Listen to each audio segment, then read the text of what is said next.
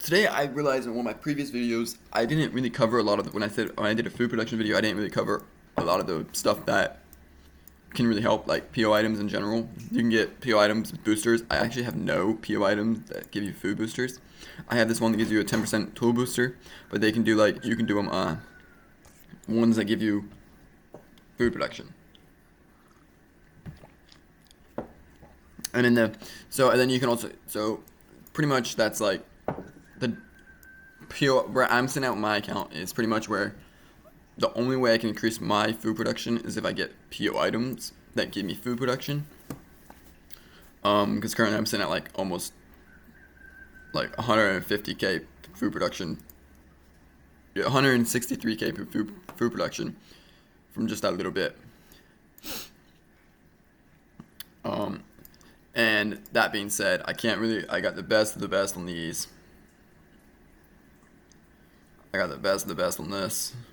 I mean, build items, I've got the build items. I just gotta find food production PO items, and they're pretty pricey. Like, they're not cheap. I'm not talking about rubies or that. I'm talking about real money. They are not cheap. They're like $50 for the exalted Easter Park, or like $11 for the banquet table. So I probably will not be doing that anytime soon. I'm just gonna work on getting my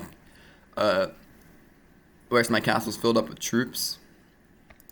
Because as you can see, I finally got 2 of my castles with 1 million troops. And so the goal will be removing some of these food troops and replacing them with meat troops. This is actually gonna be removed all the food troops out of there and replace with meat troops in my outpost. But in the meantime, all these 2 castles will be getting 1 million troops in them too. So that's another 20 million my points. And that would put me at 47 million. If I had 1 million in my outpost, which is the plan, that would be like 67 million my points. So we're getting there. I get a lot of troops quickly because usually you can go into your offerings to buy it. But yeah, so food production. There is build items you can do that are not permanent you can do for food production, but I don't use them just because if you don't need to use them, why use them? Because if you forget, your troops starve and it's just like a big old thing. Like, you can use this one that gives you 25k food production for 4 days. That'll put me almost at 200k food production. But it only lasts 4 days. Or I can just go get a permanent PO items or build items that are permanent and use those instead. Which at the moment I'm currently using all my permanent. I have no non-permanent ones left. We can go ahead and look at. See, this is level 42.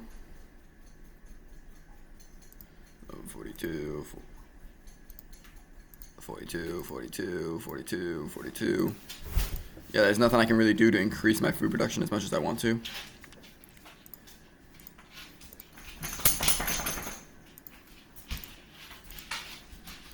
Yeah, it's gonna be stuck there for a little while. But yeah, that's pretty much just, you get those on there. My strong suggestion is never to use the woodcutters unless you absolutely need them to get you through the next 4 days. But you want to try to lean away from the woodcutters as much as possible. You don't want to use the 6 woodcutters running 20k food production because it's limiting yourself from seeing what the max you can hold with what you have now. And that's what you want to lean towards. What you can hold now with what you have. You don't want to lean on temp build items just because what if you forget that you have that on there and your troops starve before you log in? There's a lot of things that can go wrong with temp build items. I mean, yeah, they're cool. You can hold more troops and make it look like you're a bigger account when you're really not supposed to be that high. But you gotta think, it's really not worth the hassle of trying to remember to replace it. Especially though they are expensive in the blacksmith shop too, since they are super expensive. You can only buy 6. You can only buy about 6, and they just get very expensive. you mean you got one for 10K, you got one for 20K, 25K, and 75K. That's 4. And then when the shop resets, you can buy 4 more. That's 8. But this, who's gonna? I mean, if you're not really gonna grind nomads hard, I mean, you're not gonna buy all 8 of those. Usually, I just buy all the flour mills because that's wall boosters, and when I'm getting attacked, I could just throw in a flour mill build item and boost my wall up some, just make it, bigger. And that doesn't affect my production or anything. It just really only affects my wall. I'm currently under the birds. I don't really have to worry about that. But I honestly, when I'm under the bird, I just completely just leave nomad defense out. Because it's just easier not to worry about changing back and forth. Even though I should be practicing this. But yeah. So these are just a few tips that I have for anyone that's thinking about how to get the food production up or what to buy in the Blacksmith shop. There is build items you can buy in the Blacksmith for food production again. That are temp build items that last one day. They'll get you through for a day, but it's not really worth it because then remember you got to remember to replace them. You got to remember to buy a new one and replace it. So it's not really worth it. The Blacksmith build items I suggest you buy are these 6. They're good.